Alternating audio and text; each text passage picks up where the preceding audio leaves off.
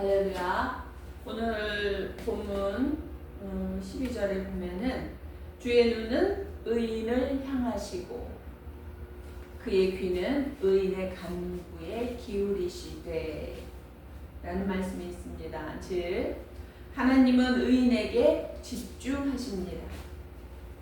그래서 야고보서 5장 16절에 보면 의인의 간구는 역사하는 힘이 많으니라고 하셨습니다. 왜냐하면 늘 의인의 상황을 살피시고 그의 기도를 듣고 집중하시니 그의 기도에 즉각 응답하시기 때문인 겁니다.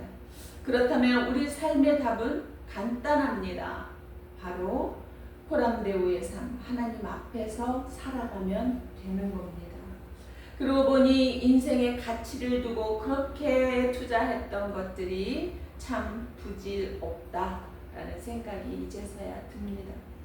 어떤 가요 가사에 우리는 늙어가는 것이 아니라 조금씩 익어가는 겁니다 라는 노랫말이 있더라고요. 그래서일까요? 나이가 들어서인지 철이 들어서인지 내 안에 욕망이 하나씩 내려놔지는 것을 요즘 많이 느낍니다. 일단 정욕이 없어집니다. 눈에 보이는 것은 그 좋은 것에 마음이 다 팔리고 소유하고 싶고 흉내라도 내고 싶고 좋은 사람 옆에 두고 싶고 하던 모든 것들이 다 시들해졌습니다. 요즘 부쩍 식욕이 없어집니다. 맛있는 것은 배가 불러도 먹었어요. 아주 막 터지게 먹었어요.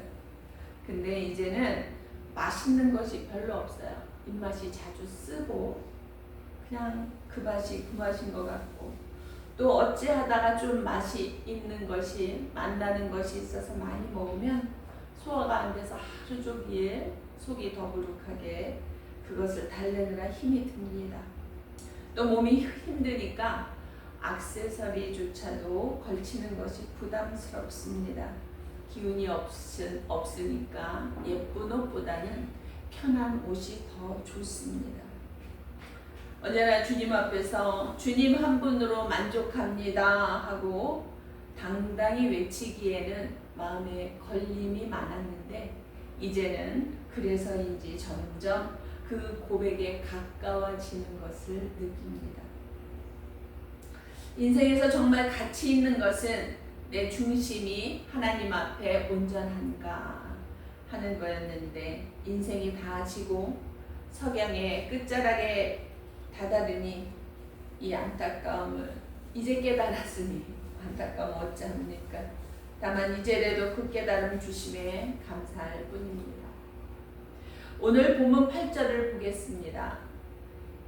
마지막으로 말하노니 너희가 다 마음을 같이하여 동정하며 형제를 사랑하며 불쌍히 여기며 겸손하며 악을 악으로 욕을 욕으로 갚지 말고 도리어 복을 빌라. 이를 위하여 너희가 부르심을 입었으니 이는 복을 유업으로 받게 하려 하심이라.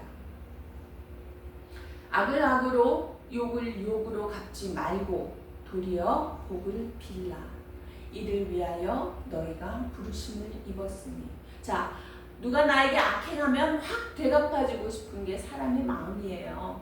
누가 나에게 욕을 하면은 되돌려주고 싶은 게 사람의 마음이에요. 그런데 그렇게 하지 말라. 그리고 오히려 복을 빌어 축복해줘라. 그 말씀이에요. 쉬워요? 쉽지 않습니다. 그러나 이를 위하여 너희가 부르심을 받았다.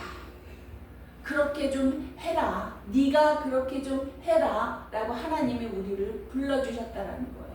그런데요, 그 불러주셔서 억울하고 화나고 그래도 그렇게 해라가 아니라 왜냐하면 그래서 네가 복받게 하기 위함이야. 결국은 우리의 복을 위해서 하나님께서 우리를 불러주셨고 그렇게 좀 해라. 내 마음에 좀 합한 대로 살아봐라.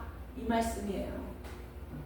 우리가 라디오를 듣든지 TV를 보든지 내가 원하는 채널을 맞춰야 듣고 보고 할 수 있습니다. 그와 같이 우리를 부르신 하나님의 뜻은 우리를 복음의 채널로 쓰시고자 한다는 겁니다. 그래서 아브라함을 통해서 만인이 복을 받게 하신 약속이 있듯이 믿음의 계보로 아브라함의 자녀된 우리는 그 약속을 위하여 부름이 되고 그 복을 전달하는 자가 되어야 한다는 겁니다. 그런데 더욱 놀라운 것은 말씀드렸듯이 그 의무만 다하는 것이 아니라 하나님과의 그 채널이 제대로 맞았으면 이제 하늘의 복을 유업으로 주시겠다는 겁니다. 하늘의 복은 하나님과 동행하는 형통의 복입니다. 지금 눈동자같이 무시로 살피시고 지켜주시고 인도하시고 하나님의 뜻을 나를 통해 이루도록 하나님께서 동행해 주시는 삶을 말하는 겁니다. 그게 형통한 삶입니다. 그러면 어떻게 해요? 복을 유업으로 받게 해줄게 라고 약속하신 겁니다. 아멘. 10절 11절 볼까요? 그러므로 생명을 사랑하고 좋은 날 보기를 원하는 자는 혀를 금하여 악한 말을 그치며 그 입술로 괴우를 말하지 말고 악에서 떠나 선을 행하고 화평을 구하여 이를 좇으라. 그 채널을 맞추는 방법으로는 먼저 혀를 금하여 악한 말을 그치며 그 입술로 괴휴를 말하지 말라. 괴휴는 뭐냐 하면은요, 사람을 그대로 받아주는 것이 아니라 우리도 그런 말들을 참 많이 해요. 누가 선을 행하면서 보여주는 식이지 뭐 이런 식으로 그 사람의 행위를, 선한 행위를 깎아내리는 그런 일들이 있어요. 그러든지 안 그러든지 선한 것은 그냥 선으로 바라봐야 되는 거예요. 그것을 굴절시키지 말으라는 얘기예요. 그냥 그대로 보이는 대로 바라봐 주는 것, 그것도 필요한 겁니다. 그래서 그 괴휼로 말하지 말고 악에서 떠나 선을 행하고 화평을 구하여 이를 쫓으라. 그 악한 장소에는 관심이 가거나 호기심이 가더라도 가지 말아야 되는 거예요. 그냥 그것을 떠나야 되는 거예요. 이 홀리라는 말이요, 거룩함이에요. 우리가 지금 거룩함으로 사용하고 있어요. 그런데 그 거룩함의 원래의 뜻은 분리예요. 뭐에서 분리? 악에서 분리예요. 거룩한 것은 거룩 뭐 찬송가 성경책을 아주 끼고 그냥 걸음도 천천히 걷고 거룩이 아니에요. 모습을 온화하게 만들어서 거룩이 아니라 악 자체에서 완전 분리되어서 악이 범하지 못하는 그곳에 있는 것, 악과는 완전히 분리되는 것, 그것이 바로 거룩입니다. 우리는 거룩을 잘못 생각할 때가 너무 많아요. 거룩하다 그러면 뭔지 뭐 범접하지 못할 무슨 아주 이상한 무슨 행실이 아니라, 거룩은 악에서 떠나는 것이 거룩입니다. 그래서 그 채널을 맞추는 방법으로는 혀를 금하여 악한 말을 그치는 거예요. 악을 내 입에 담지 말아야 되는 거예요. 저주하지 말아야 되는 거예요. 이상하게 말을 굴절시켜서 선을 선으로 바라보지 않는 이상한 짓들 하지 말아야 되는 거예요. 그 입술로 괴유를 말하지 말고 말에 허물이 없어야 된다라고 성경이 말합니다. 야고보서에 보면은요, 혀는 능히 길들일 사람이 없나니 쉬지 아니하는 악이요 죽이는 독이 가득한 것이라, 그렇게 말씀했습니다. 이 혀가 악에 한번 길들어지면은요, 그 욕하는 사람은 욕을 빼고서는 말을 하지를 못한대요. 어느 순간에 요즘 뭐 유튜브에도 많이 나오는데, 욕 없이 말을 진행하려 하자, 이렇게 어떤 진행자가 얘기를 해요. 욕을 하도 자꾸 섞으니까. 그러는데요, 그 사람은 욕을 안 하니까 말이 안 나와요. 그냥 할 말이 없어요. 첫 말부터가 욕인데 첫 말조차도 못 꺼내는 거야.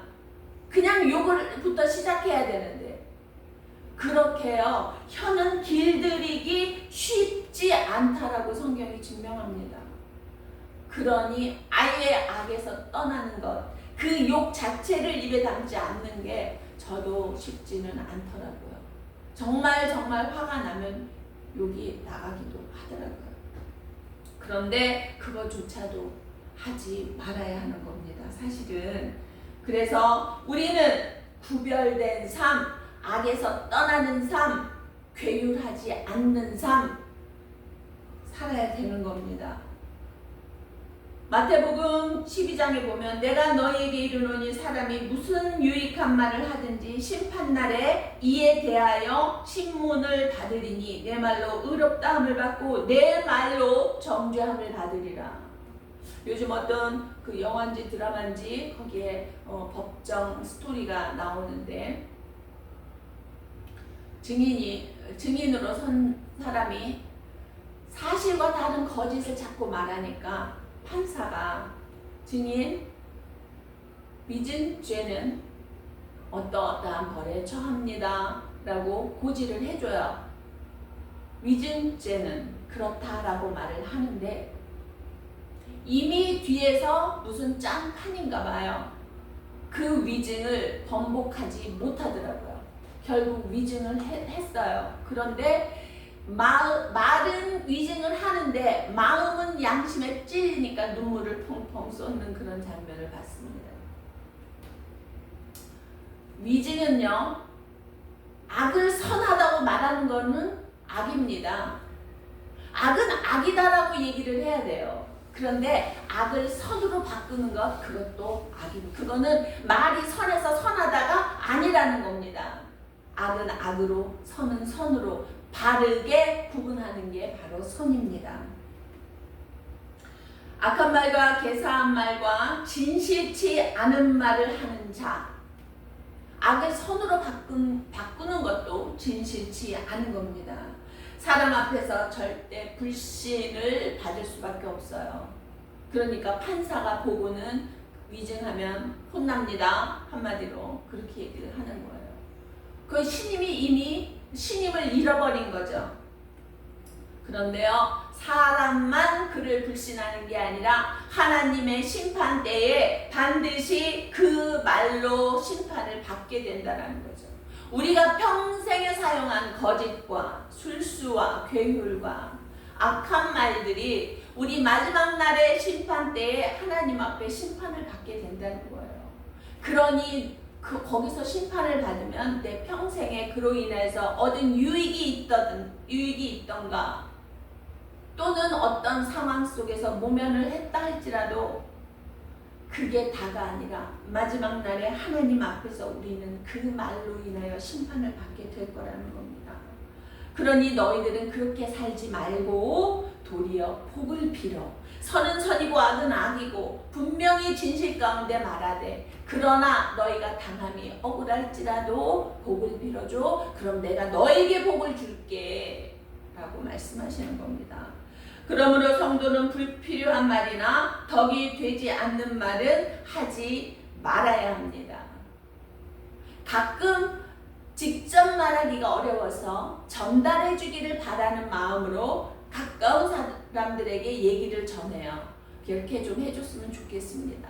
그런데요, 오히려 내가 말을 해서 불이익을 당하는 것보다 불편함을 감당하는 것보다 더 큰 불이익이 올 때가 있어요. 도대체 어떻게 말을 전하면 그렇게 되는지 이해가 안 될 때가 있어요.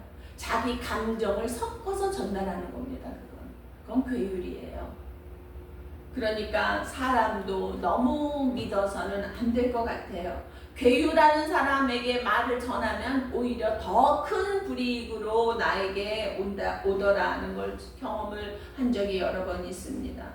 그래서 성도가 남을 비방하고 욕하거나 손해주는 말을 하면 하나님의 은혜와 권고가 떠나가서 영적 생명이 다할 때가 있습니다. 그래서 그 사람의 삶이 점점 핍절해지고 그 사람의 그 인상이 변하고 입에서 나쁜 말이 점점 많아지고 그러는 거를 제가 많이 경험했습니다. 그렇게 하지 말라 하는 그 말조차도 나중에 듣기 싫어하면서 점점 홀리에서 멀어져요. 어디로 멀어져요? 악으로 가까워지는 게 멀어지는 겁니다. 그렇게 악으로 가더라고요. 그것은 하나님께서 약속하시고 주신다고 한 그 복을 받아 누리지 못한다는 겁니다.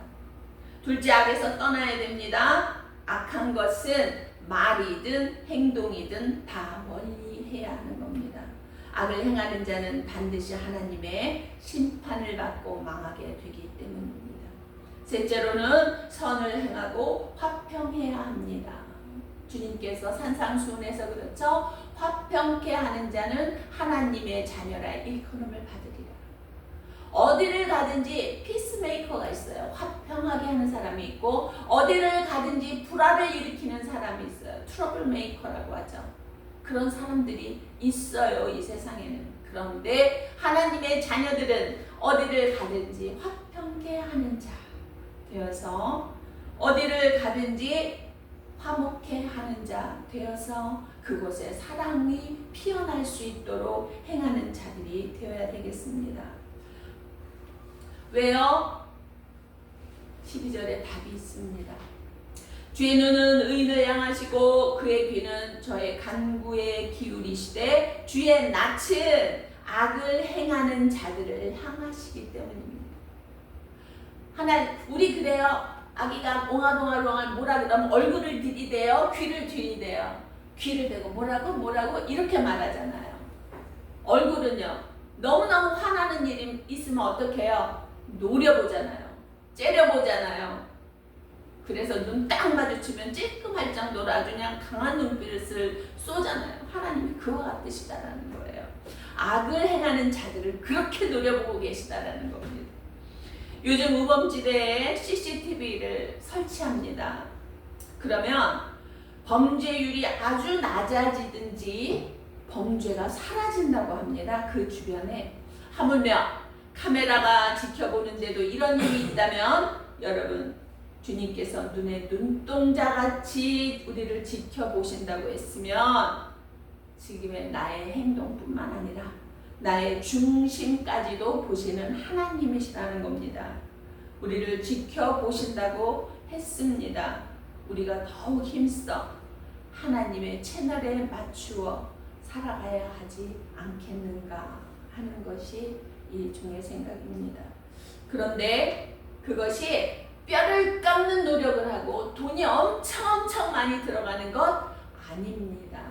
다만 우리가 마음을 열고 주님의 마음을 본받는 것, 또 본받고자 하는 노력, 이 정도예요. 그런 마음가짐만 가져도 복을 주실 준비가 되어 있는 하나님께서 복을 바로 주시는 겁니다.